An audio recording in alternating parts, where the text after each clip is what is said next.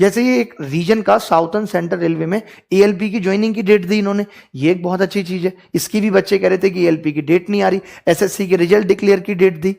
ये ट्वीट किया कि हम रेलवे में सीईओ बना रहे हैं। अब आप सबको पता है कि भी रेलवे का प्राइवेटाइजेशन हो रहा है, प्राइवेटाइजेशन होगा तो सीईओ बनेगा। ऐसे समझ लीजिए शायद दिल्ली मेट्रो की तरह, बट जॉब तो मिलेगी। तो चलो कम से कम कुछ इन्होंने कहा है कि भाई हम कमेटी बना रहे हैं जो ये डिसाइड करेगी। हरियाणा में भी ऐसा कहा गया है कि हम एक 4 सितंबर को आई थिंक या 4 अक्टूबर को वो कमेटी बना के डिसाइड करेंगे कि कौन कौन सी वैकेंसी खाली है और उनको भरा जाए।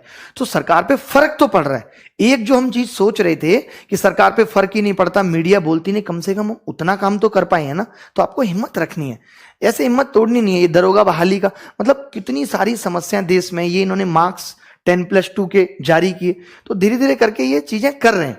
तो हमें क्या है, इसको एक्सेप्ट करना पड़ेगा। अब आप कहेंगे क्यों? क्योंकि ऑप्शन क्या है, इसके अलावा तो कोई ऑप्शन नहीं है।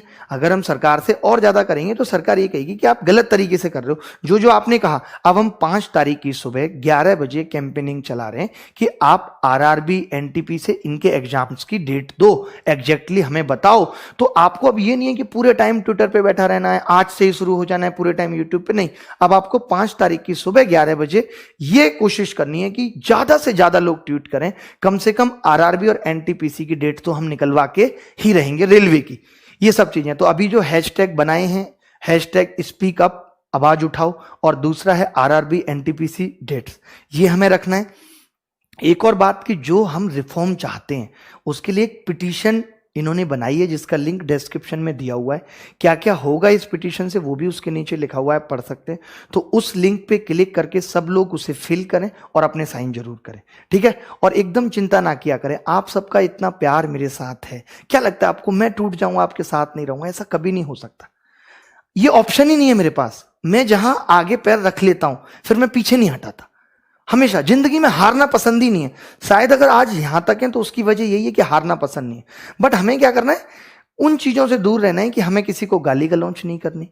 टीचर्स से भी मैं ये रिक्वेस्ट करूंगा कि हमारे शब्द वजनदार होने चाहिए, ठीक है। मैंने वीडियो बनाया पहला, मैंने उसमें हो सकता है कुछ शब्द एग्रेशन में आके बोले होंगे, जरूरी थे। क्योंकि जब आप किसी चीज की मुहिम शुरू करते हैं तो अगर आप एग्रेसिव नहीं होते तो वो बात दूर तक नहीं जाती। तो वो बात दूर तक गई। और देखिए उस वीडियो बनाने के बाद सब टीचर्स ने भी इतना सपोर्ट किया, वीडियो बनाया, सब बच्चे इस तरीके से जुड़ गए कि कम से कम कुछ तो मिला। और जो बाकी रह गया उसको भी धीरे धीरे ले लेंगे। तो मैं आपको गाइड करता रहूंगा। आपको ये नहीं है कि पूरे टाइम सर्च करते रहना है क्या हैशटैग डालना है, क्या डालना है, नहीं। जब भी हैशटैग डालना होगा, जब भी कुछ करना होगा, मैं आके बताऊंगा, आपको गाइड करूंगा, सबसे आगे मैं खड़ा हूं, ठीक है। बट उसके अलावा आपको अपनी पढ़ाई भी करनी है, उससे दूर नहीं होना। ये मेरी आप सबसे गुजारिश है कि मेन उद्देश्य तो पढ़ाई है। बाकी जब ये परेशानी आएंगी तो इनसे लड़ने के लिए मैं खड़ा हूं, बस आपको उसमें सपोर्ट देना है। उम्मीद रखिए, हौसला रखिए, हम जीतेंगे। छोटी छोटी चीजें हमें मिल रही हैं, उनको अप्रिशिएट करना है और खुश होना है कि चलिए मैंने यार उस वक्त अपना टाइम लगाया तो मुझे कुछ तो मिला।